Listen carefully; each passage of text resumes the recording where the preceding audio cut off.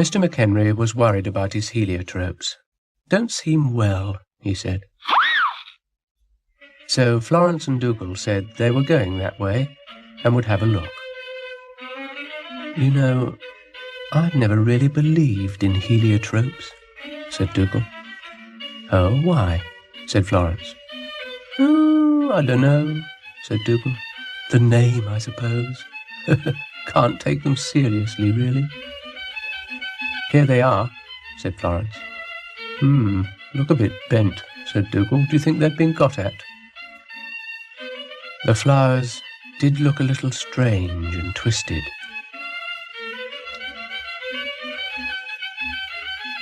"I think we've got a problem here," said Dougal. "We've got the problem," said the heliotrope. "What is it?" said Florence. And the flowers explained that being under the trees, it was a bit difficult to get enough sun, and they'd all twisted their stalks trying to get out of the shade.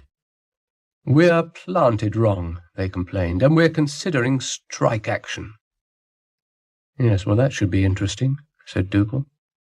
"It's all very well for you to scoff," said the heliotrope, "but I'll bet you wouldn't like to have a bent stalk." Florence asked if they could help, and the flower said the only way they could help was to get them into the sun, and that was difficult. Yes, tricky," said Florence. But, as she said to Dougal, something had to be done, or the garden would be full of droopy heliotropes, and that would be a bit depressing. "Yes, you can say that again," said Dougal. "Nothing worse than a droopy heliotrope. Of course, we could always dig them up and plant them somewhere else, but then they'd have to be watered and mulched and all that horticultural rubbish. Perhaps we should give Fred Streeter a ring. What do you think?" Florence saw Brian and explained the problem to him. "Well, I don't see the difficulty," said Brian.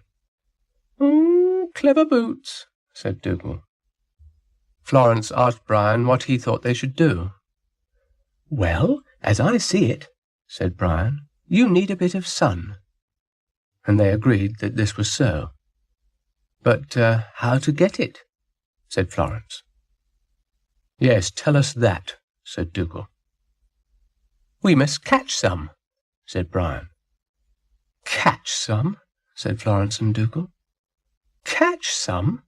shouted the heliotropes. "Well, you've heard of sun traps, haven't you?" said Brian. "Come on."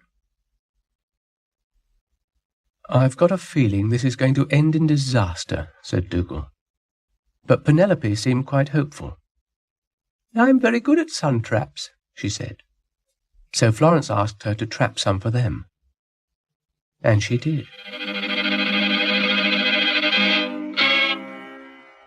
"Show me your droopy heliotropes," she said.